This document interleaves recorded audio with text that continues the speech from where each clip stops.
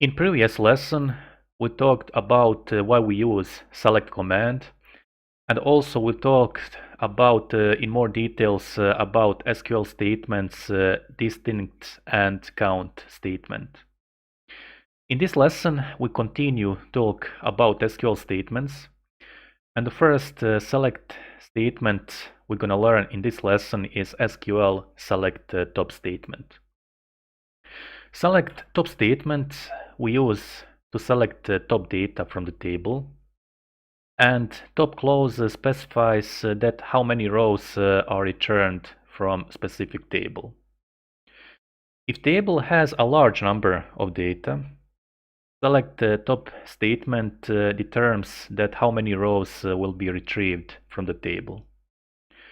By default, here we returned 1000 rows from the table.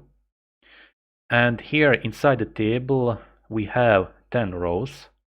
That means it will be returned all rows from the table. But imagine that we have, for example, 4000 rows inside the table.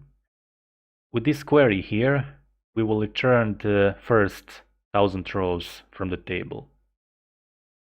And now if we change this number inside parentheses, and instead 1000 we specify 4, and if we select command, or we can execute this command without select, because we have only one command inside the query window.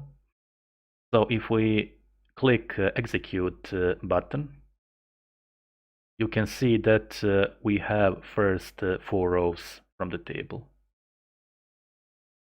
If we want to show first row from the table, all we need to do is specify number 1 here inside parentheses.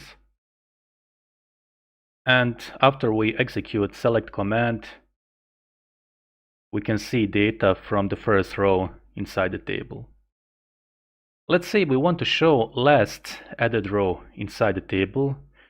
For that, we're going to use order by clause. But before that, here I'm going to specify 10 rows because I want to show all rows from the table to see which row is last added. And you can see here last added row is row with ID 10. So we want to show only this row. And like I mentioned, for that we use order by clause. So we type order by. And after that, we need to specify which column we use for order. In most cases, we use ID column. So here we're going to specify ID column. And also we need to specify that we use order by descending, because we want to show last added data inside the table. In this case, we want to show last added row inside the table, and for that we use this keyword. And now if we execute select command, we should get last row from the table. But we forgot here, we need to specify number 1, because we want to retrieve only one row, and in this case we will retrieve the last added row. And you can see that we have last added row with ID 10. So here important to remember, by default we have order by ascending, but if we want to show data by descending in reverse order, then we need use order by descending, like we specified here. Next SQL statement we'll talk about is SQL select date statement, and we use this statement to retrieve date from table. If we want to retrieve data for specific date, then we use this statement. We have inside the table column with name, date of birth, and we want to retrieve data for a specific date. Again, I want to retrieve all rows, so I'm going to specify 10 number inside parentheses. And let's say we want to retrieve data for this date.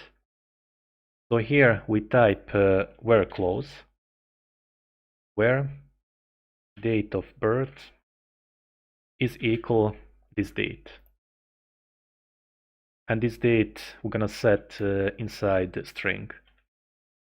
And now if we execute select command, we should get a row with number 10 or with ID 10. To compare two dates, we use between operator.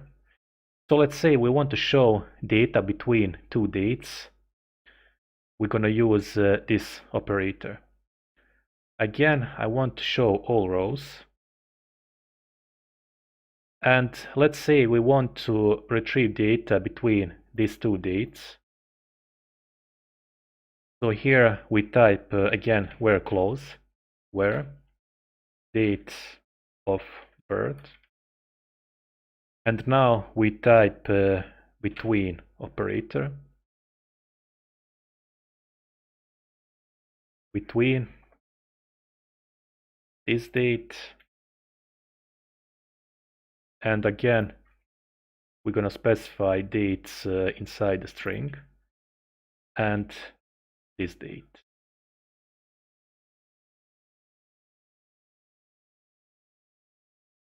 So here we want to retrieve data between these two dates.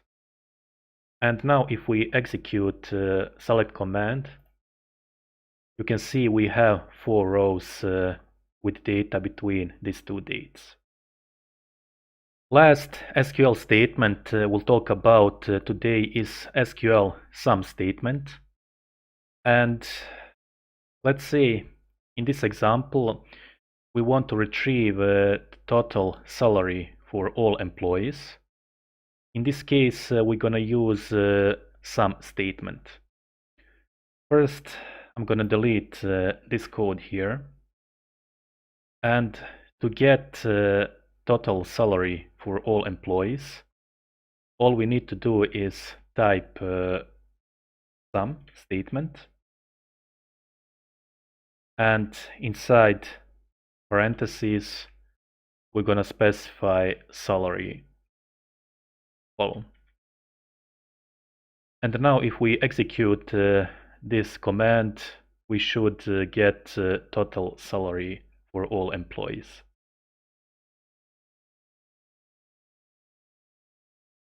Okay, that's all for today. Thank you for watching. Don't forget like and subscribe to my channel, and see you next time.